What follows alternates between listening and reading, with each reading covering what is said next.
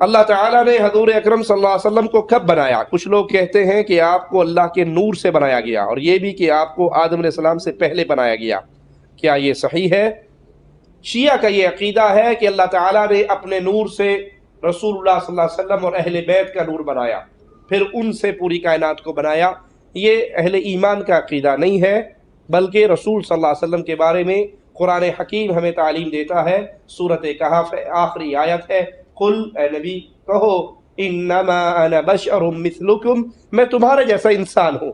اللہ کے نبی کے بارے میں یہ عقیدہ رکھنا کہ اللہ کے نبی اللہ کے نور میں سے نور ہے۔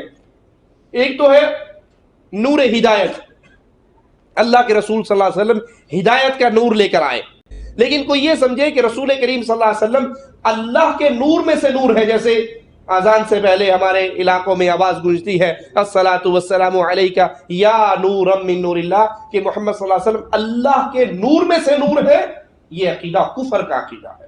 یہ ایسے ہی ہے جیسے عیسائیوں نے کہا تھا عیسی ابن اللہ، عیسیٰ اللہ کا بیٹا ہے، یہودیوں نے کہا تھا عزیر ابن اللہ، عزیر اللہ کا بیٹا ہے۔ تو آج کوئی کلمہ پڑھنے والا یہ کہے کہ محمد صلی اللہ علیہ وسلم اللہ کے نور کا ٹکڑا ہے یا اللہ کے نور میں سے پیدا ہوا، تو پھر یہ کفر ہے، کیونکہ قل هو اللہ احد اللہ الصمد لم یلد ولم یولد، نہ اللہ نے کسی کو جنا ہے نہ وہ جنا گیا ہے، نہ اللہ کسی میں سے پیدا ہوا ہے، نہ کوئی اللہ کے نور کا ٹکڑا اس دنیا میں ہے۔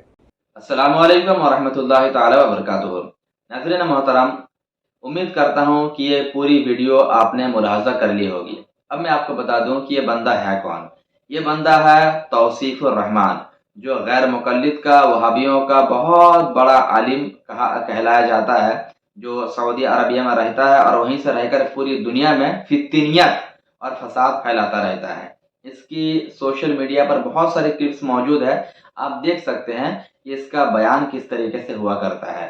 آج جو میں نے کلپ آپ کو دکھائی، اس میں یہ کہہ رہا ہے کہ نبی پاک صلی اللہ علیہ وسلم یہ اللہ کے نور نہیں ہے، اللہ کے نور نہیں ہے۔ جو اہل سنت والجماعت پڑھتے ہیں الصلاۃ والسلام علیک یا نورا من نور اللہ، یعنی درود و سلام نازل ہو اے اللہ کے نور، اے اللہ کے نور میں سے ایک نور آپ پر، تو یہ کہنا اس کے نزدیک ناجائز ہے، اور اسی طریقے سے اللہ کے نبی کو یہ نور ماننے سے انکار کرتا ہے۔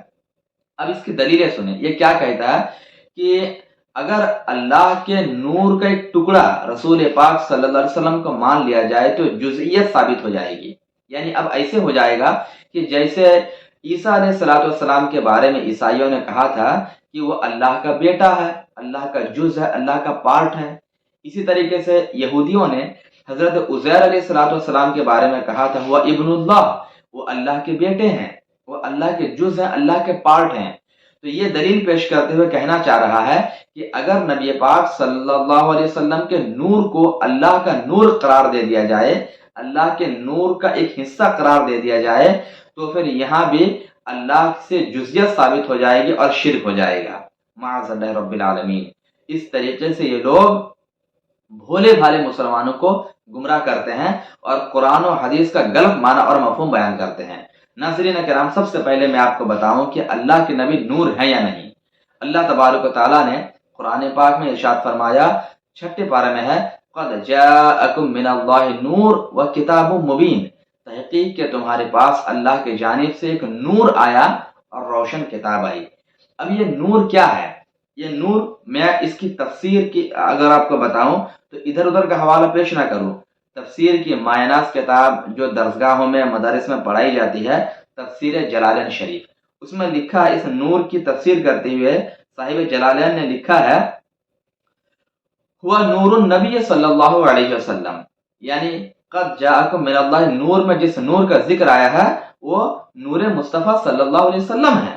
اور اسی طریقے سے تفسیر ساوی شریف، اس میں اس آیت کے تحت لکھا ہوا ہے، قولہ هو النبی ای سمی نور لأنہ ینور البصائر ویہدیہا وہدی الرشاد ولأنہ اصل کل نور حسی و معنوی۔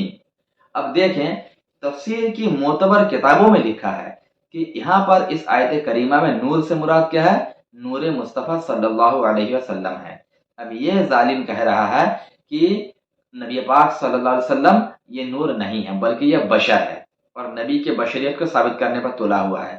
اہل سنت کا عقیدہ یہ ہے کہ نبی نور بھی ہیں اور نبی بشر بھی ہیں، بلکہ ہم تو یہ کہتے ہیں کہ نبی، ہمارے نبی یہ نوری بشر ہیں، نوری بشر ہیں۔ اب میں آپ کو یہ بتانا چاہوں گا کہ جو اس نے دلیل پیش کی کہ حضرت عیسیٰ کو عیسائیوں نے اللہ کا بیٹا کہا، عزیر علیہ السلام کو یہودیوں نے اللہ کا بیٹا کہا، تو یہاں بھی نبی پاک صلی اللہ علیہ وسلم اللہ کے شریک ہو جائیں گے اگر اللہ کے نور کا ایک حصہ قرار دیا جائے۔ تو میں آپ کو بتانا چاہوں گا، اور یہ توصیف الرحمان صاحب سے میں پوچھنا چاہوں گا، ذرا آپ بتائیں قرآن پاک میں اللہ تبارک و تعالیٰ نے حضرت آدم علیہ السلام کے بارے میں ارشاد فرمایا وَنَفَخْتُ فِيهِ مِن رُّوحِي، یعنی اللہ فرماتا ہے کہ جب میں نے آدم علیہ السلام کو بنایا، پھر میں نے اپنی روح اس کے اندر پھونک دی، وَنَفَخْتُ فِيهِ مِن رُّوحِي، اپنی روح کو اس کے اندر پھونک دیا۔ تو اللہ کی روح یہ کیا چیز ہے؟ اللہ کی روح جب آدم علیہ السلام کے اندر پھونکی گئی تو ظاہر سے بات ہے آدم علیہ السلام کے اندر اللہ کی روح آ گئی، اور جب اللہ کی روح آ گئی تو یہاں بھی جزیت اور پارٹ پا لیا گیا، تو آدم علیہ السلام بھی اللہ کے بیٹے ہو گئے۔ تمہارے بقول جیسے کہ تم نے کہا کہ اگر اللہ کے نور سے نور مصطفیٰ کو بنایا گیا ہے تو پھر یہاں بھی اللہ کی روح سے آدم علیہ السلام کو پیدا کیا گیا، تو ان کو بھی اللہ کا بیٹا ہو جانا چاہیے۔ تو اس طریقے سے ایک نہیں کئی ایک مثالیں پیش کی جا سکتی ہیں جہاں پر اللہ تبارک و تعالیٰ نے کہیں پر روح کا ذکر فرمایا تو کہیں پر جو ہے نور کا ذکر فرمایا۔ اب ذرا تم ہمیں بتاؤ کہ اگر ہر جگہ جزیت ثابت ہو جائے تو پھر ہر کوئی اللہ کا بیٹا ہو جائے گا۔ تو آدم علیہ السلام کے بارے میں تم تو نہیں کہتے کہ آدم علیہ السلام اللہ کے بیٹے ہیں۔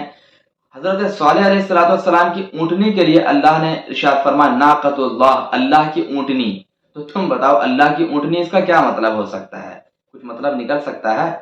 تو یہی چیز ہے، اس کا مطلب یہ ہوا کہ یہ حضرات وہ ہیں کہ جن کو اللہ تبارک و تعالیٰ نے ڈائریکٹلی فیضیاب فرمایا، یعنی کہ بغیر کسی مخلوق کے واسطے کے حضرت آدم علیہ السلام کے اندر اللہ تبارک و تعالیٰ نے جان ڈالی، یا اللہ تبارک و تعالیٰ نے اپنے نبی پاک صلی اللہ علیہ وسلم کو بغیر کسی مخلوق کے واسطے کے اپنے نور سے ان کو پیدا فرمایا، یعنی ان کو فیضیاب فرمایا۔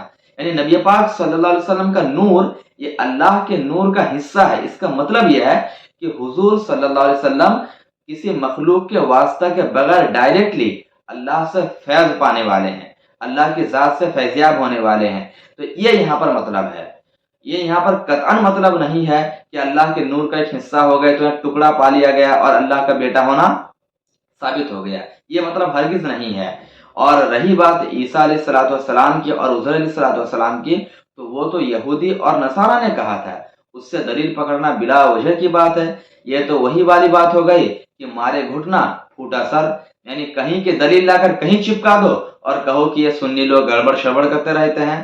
خدا کے واسطے بھولے بھالے مسلمانوں کو دھوکہ دینا چھوڑ دو، قرآن و حدیث کا صحیح معنی مفہوم بیان کرو، ورنہ خدا کی بارگاہ میں ایسی گرفت ہوگی کہ اس کے چھڑائے بغیر کوئی چھڑا نہیں سکتا ہے۔ سوشل میڈیا کا ایسا پلیٹ فارم ہے جہاں لوگ سمجھتے نہیں، دیکھتے نہیں، کسی کا بیان سن لیتے ہیں اور گمراہ ہو جاتے ہیں۔ اللہ کے واسطے میں مسلمانوں سے گزارش کروں گا کہ ایسے لوگوں کا بیان سنیں جو اہل سنت والجماعت سے تعلق رکھتے ہوں، جو اچھے اسکالر ہوں، جو قرآن و حدیث کے مطابق بیان کرتے ہوں۔